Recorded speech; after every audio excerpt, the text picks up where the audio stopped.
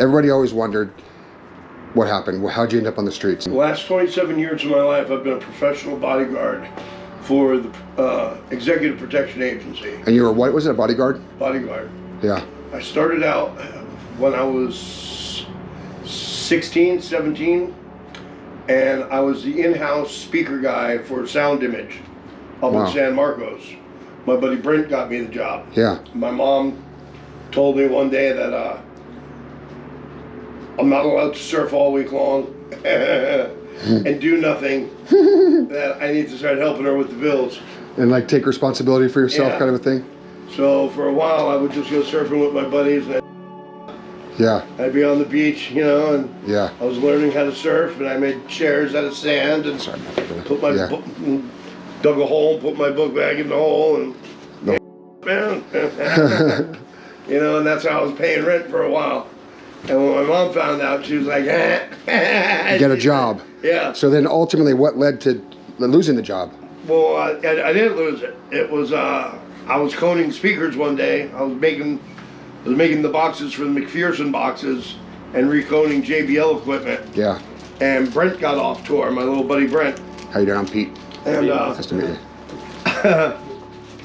His old lady was hounding him because he was on tour for like 16 months. She was wanting him to come home and be home for a few months and this and that. And everybody else in the shop was out on tour. And the owner, Mike, comes in and goes, "You guys hear this new band, some heavy band out of Texas? You know, Pantera. Pantera? And I was like, Pantera? And he's like, yeah. He's like, they need some filling. He's like, you guys want to go on tour for a little bit until their replacements come in?" You're like, rock on. And I was like, yeah. And he's like, you're not going unless he goes. And I was just like, dude, you gotta go. Yeah. And he's hee-hawing. I just go. I was like, dude. You know, I'm beaming like, dude. I gotta do this. These are the guys, you know? This is it. This is my break. So we get back to his house and he's like, he told Chris about it and she started dragging. And I looked at her and I said, give me 5 minutes. And he's like, what? I grabbed her and I said, listen. Yeah. I was like, you know that you know that you were fooling around on him with my buddy Rich when he was gone. Yeah. So now you owe me. I was like, I met you through Rich here at the pool when you're laying out. I know secrets. Yeah. I was like, owe me. You owe me. I need this. Yeah, I need it. That's good. I was like, these dudes are mech. You know, this is it. The right people. Yeah, I was like, you know, if there's any, I was like, if this is the only time I get to experience going on tour. This is it. I said, this has to be it. Yeah, this is it. She's like, this is the last one. After this, he's home for at least 6 months. I said, that's between you all. Yeah. I was like, by then I'll have my foot in the door. I won't need him to go on tour. I can go on my own. Yep, making money, living the dream. I was like, this is the dream. So I go back into work. You know, we tell him, yeah. And he looks at me and goes, how old are you? I was like, I'm 18. He's like, don't you lie to me. I'm 16, about to turn 17. He's like, you're old enough to work, you're 16. He looked at me and he goes, what about school? I said, I'm not in school anymore. He goes, you're not? I was like, well, I go to school 1 hour on Mondays. I was like, I do all my work. Got plenty of time. I was like, you know, I'm on home study. Yeah.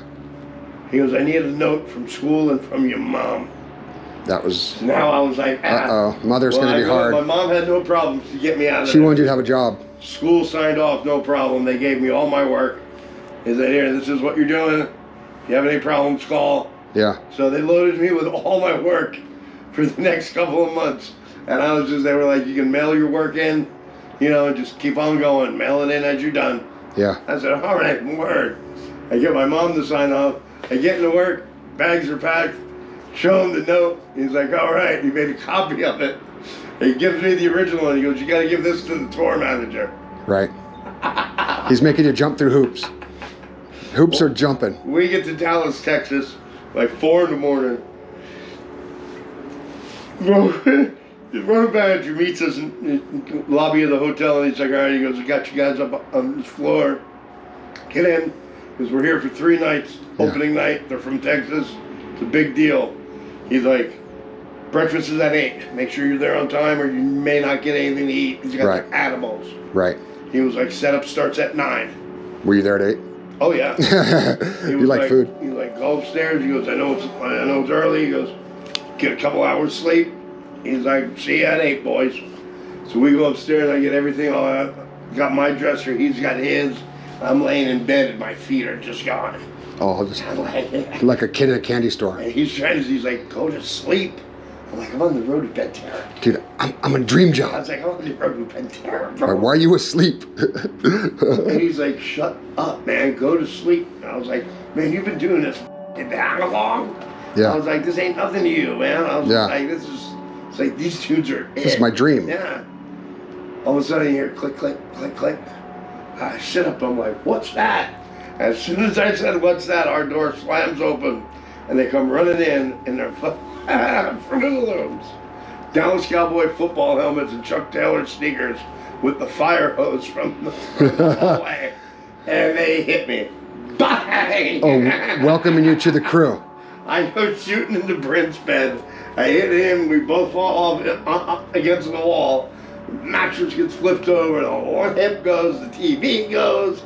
Everything's Crazy. Everything's flying around the room. Crazy. Water's everywhere. And then all of a sudden the door just shuts and you hear click, click. And I'm looking at Brent and he's looking at me and we're in like 1.5 foot of water. Ice cold. And he was like, I'm on the road to Pantera. He's like, how did I get you to talk me into this?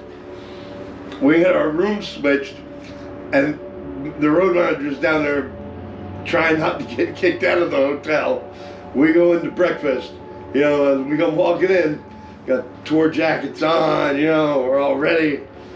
Darryl comes up and he goes, welcome to tour, boys.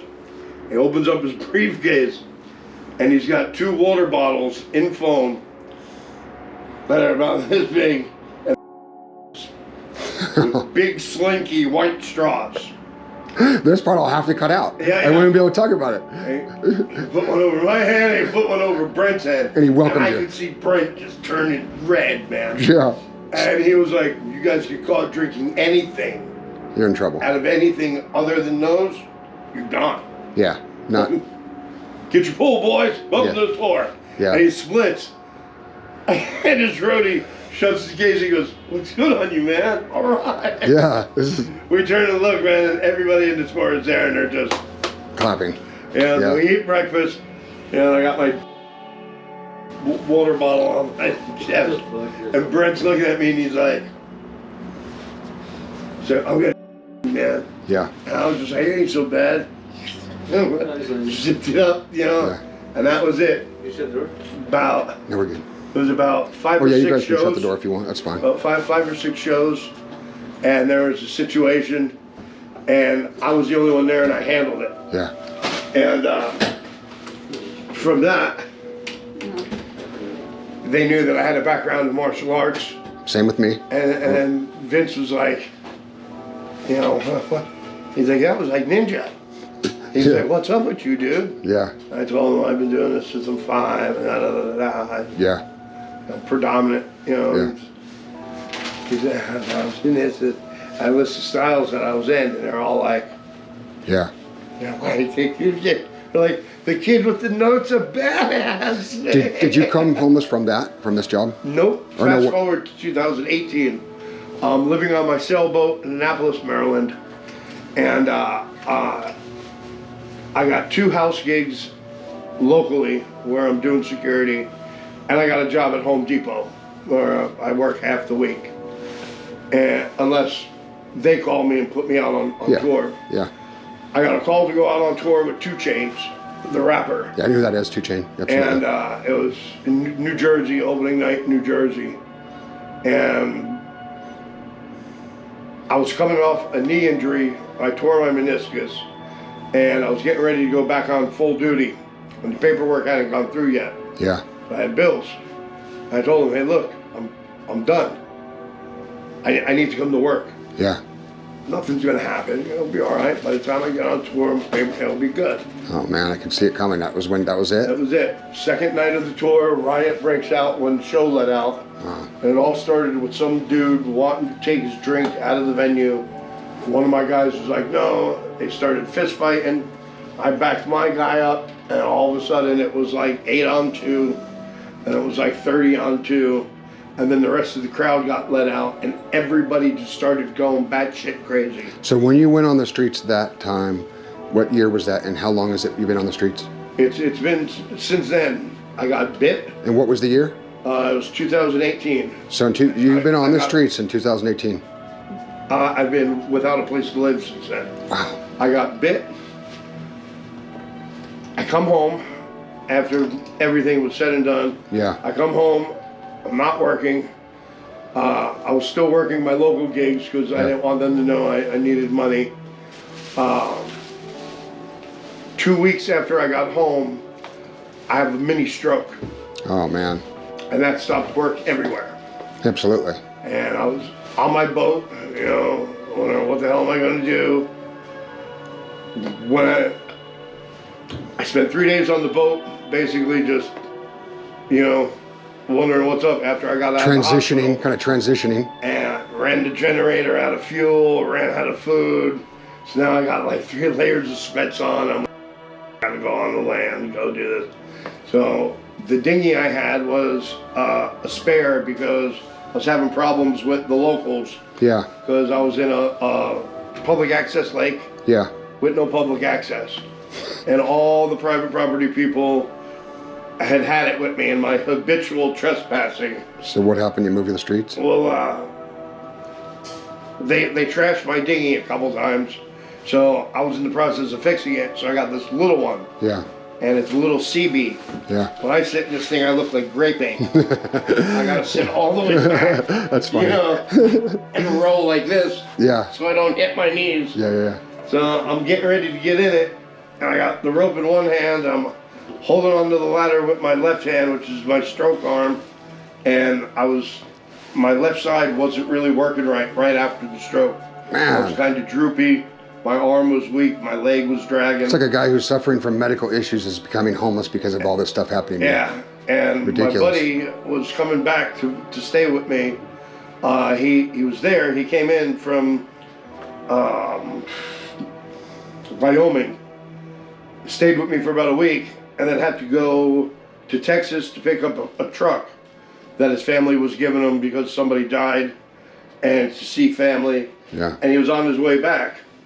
Well, I go to get in the CB, and it jets out from under me. Oh man. And I got like 1 foot holding onto the boat with the rope, and everything I'm trying to do to bring it closer, it keeps going further away. Man. And I ended up going into the water, and I just missed the ladder, so I couldn't grab on. Yeah. So I went all the way under, and when I come up, I'm soaked. Man. When I grab onto the ladder and I try to get up, I can't get my legs onto the bottom rung because they're so heavy and wet. Wow. And it took me about an hour and 45 minutes to get into the back of the boat. That's crazy. So now I'm just, by the time I get into the boat, I'm livid.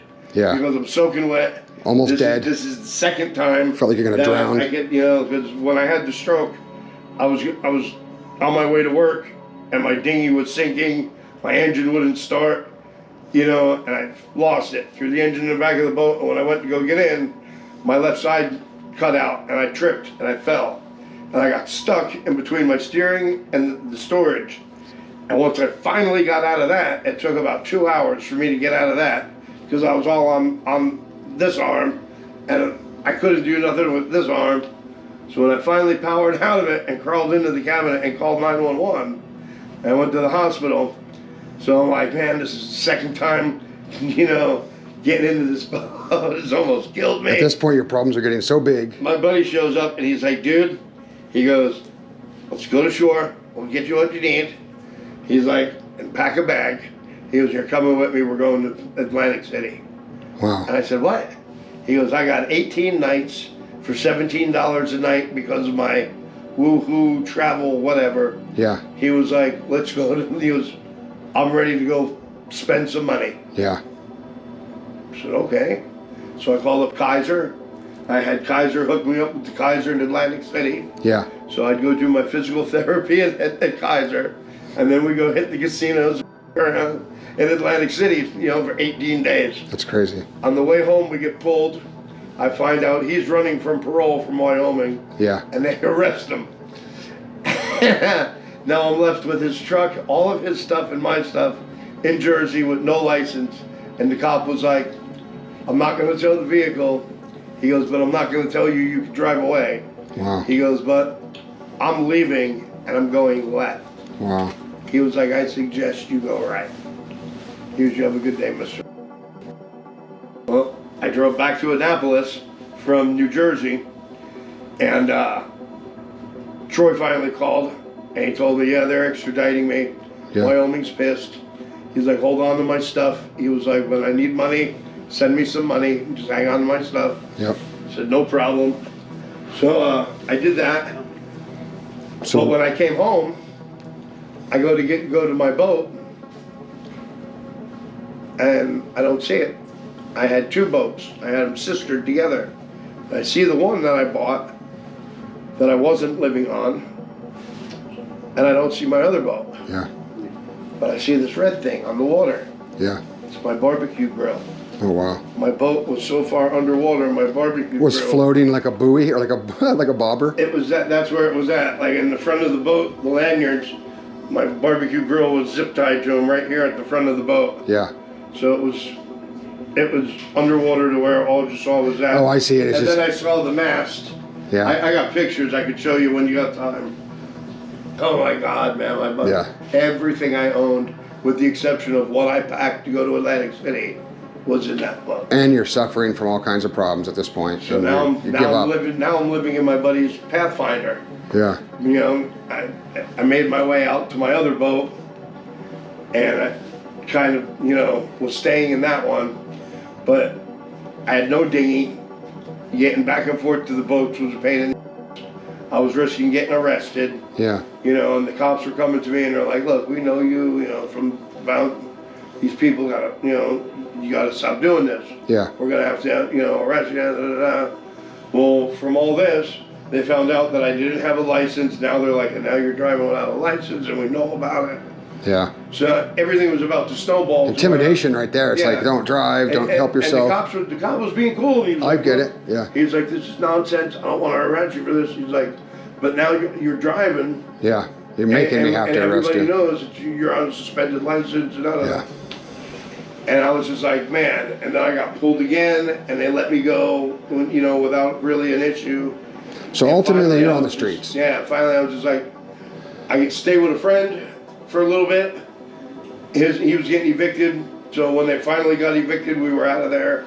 And I was just like, the hell with it, man. I So started driving. 2018. Yeah, I started driving in April, and next thing I know, I was in the middle of Virginia, and I was like, I guess I'm going to see my dad in North Carolina. Yeah. So I went and I stayed with my dad for a little bit, and I was April, May, June, July, August 25th of 2019, I moved back out here. Yeah. A buddy of mine called me and told me that he's having problems, that he got jumped by 5 guys while he was sleeping in his bedroom. Wow. That's scary. I was here 24 hours later. What's the date today? The date today? March? Yeah, it's March 2023. March 2nd. Yeah. Yeah.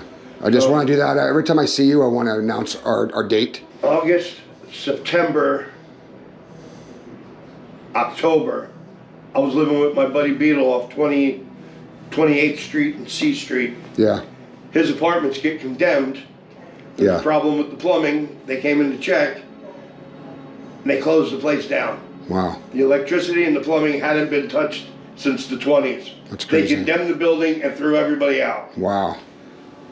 I knew a buddy that was off Broadway in 28th, gave me a place to stay. So I was staying with him. My buddy Beetle got his own place, and November, December, January, February, March, I was there.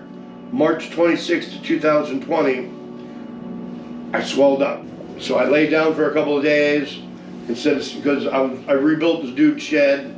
I excavated his backyard. I got pictures of all that too. Yeah, while I was living with Beetle, I did a job where we transformed this girl's carpool and her trailer and made it a double wide. Yeah. And that got me a Mercedes. Yeah. But I was sharing it with the guy who I did the job with. Yeah. He ends up getting it screwed off because he broke the key, and he brings it to the dealer. We hadn't had the paperwork yet. Wow. Dealer won't give it back unless you can show ownership in paper. Wow, that's crazy. So they held it. That's crazy. So while that was all happening, I was out of a vehicle now. I was doing all this work for Brett. And I get done with the yard. I built the shed. And March 26th, yeah, it was March 26th, I told him I'd go to the emergency room. Yeah. So I went to the emergency room because 3 days of laying down, it didn't go back to normal. Yeah. Last time I swelled up like that, it only lasted for 24 hours. You know, I laid down and relaxed, and went back to normal. And now look at what you're going through now. So, not even. Yeah, and now it didn't. The angels, you guys are helping. You know, you guys are helping Jason. You can see how he's now in a room. Jason's going to need supplies, things like that. So we're going to help him in the future. Clothes are the most important thing because this is what I got. Okay, and you heard that his homeless. And I barely fit into it because of the swelling. So Jason's going to get surgery soon. He's working on all these things, guys. We're making change. Things are happening. Jason's story is definitely a long process of slowly going down to where he's homeless, and he was living on the streets of El Cajon when we found him, and now he's in a room, and we can all like praise God that Jason is safe today. He's in a room with a cell phone. He's got a TV, and we're bringing him food. He now has his new microwave, and just remember, guys, that Jason loves you guys and for everything you're doing. You know, this guy is amazing. I appreciate it. Yeah, and he's an angel, and that's why we found him, guys. So remember Jason. When you see Jason in the future, he's going to be looking a lot different. He said he'd like to go out with me and help give out stuff. Imagine that, guys. So we'll have Jason out here helping us, and we'll make his life change. So, yep, just you guys think about Jason today. He's in a motel. It's super exciting. All the things that he needed done are now starting to happen because he has a phone. He can call people. So just remember, guys, Jason loves us. So, all right, guys.